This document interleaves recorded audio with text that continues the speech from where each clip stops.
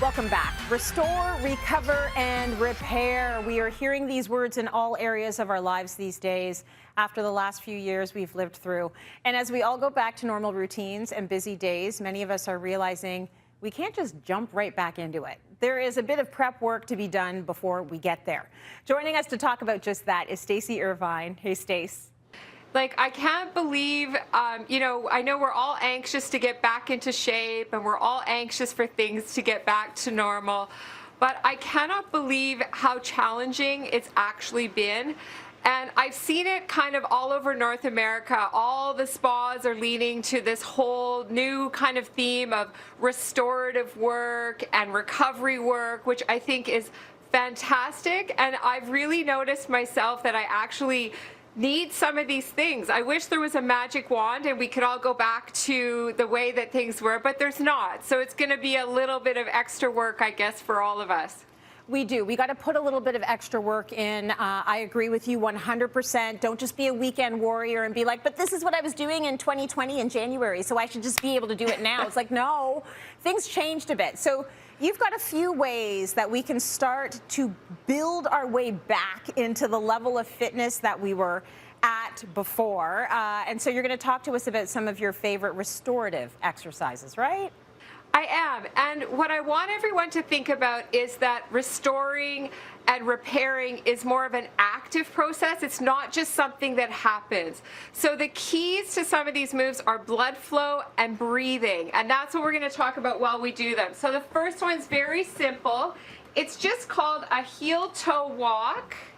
Okay, so we're spreading our toes out while we do it. I'm going to keep going back and forth, but if you're doing it at home, you can just keep going forward.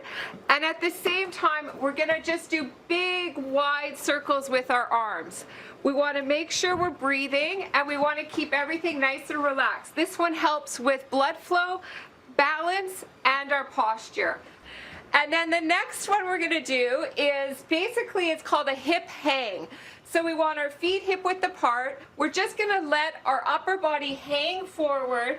We're going to make sure our neck is relaxed, our head is relaxed, our arms are relaxed. And you're just going to bend one knee at a time and let your hips sway back and forth. And we're going to kind of let our body relax and take some deep breaths in through our nose and out through our mouth. This one feels great. And what it does is it transfers all the blood up to our head. And then when we stand up, it comes back down. It's great for working from home when you're feeling tired. You're going to get that blood flow going right up to your head. It's a little trick that I used to use all the time. This is great, Stacy. Yes, I feel it. And if you're stuck at that desk all morning, this is something you can do. Get up, do a little bit of a hanging head, and get that oxygen back in your head area, and you'll be way more productive at your desk. Okay, what have you got for us next? You will be. Yeah, it does work. So we're going to go down to the mat for the next one. This is one of my all-time favorites. It's called rolling like a ball, and it comes from Pilates. You're just going to balance and kind of grab your ankles. You're going to engage your abdominal core, and then you're just going to roll back and roll forward. And when we talk about restoring ourselves, this is almost like a way of doing a massage for our back. But at the same time, we're getting a bit of movement. It's kind of fun. It reminds me of when I used to be a kid and we were able to, roll around and do all kinds of fun activities that we seem to have lost as we get older. So I would do that one about 5 times, and it does feel awesome on your spine, but you're also kind of engaging these muscles as well. And then finally, this is an awesome exercise for opening up our chest. And again, we're going to work really hard on the breathing. So you want to start on your side, and you're just going to take your arm up in a huge circle and then let it come back around. And as you do this, I want you to breathe in through your nose and then out through your mouth. In through your nose at the top, and then out through your mouth.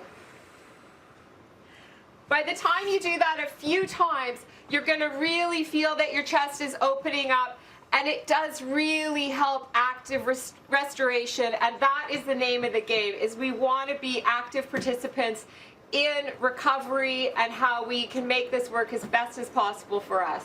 That last one, Stace, I actually do every day. And I encourage everyone at home so that's good. watching this, get on the ground, get sideways, and do that, because there's something about it that's beautiful for the spine, the side, the stretch, the breathing. These are great restorative exercises. Thank you, Stacy.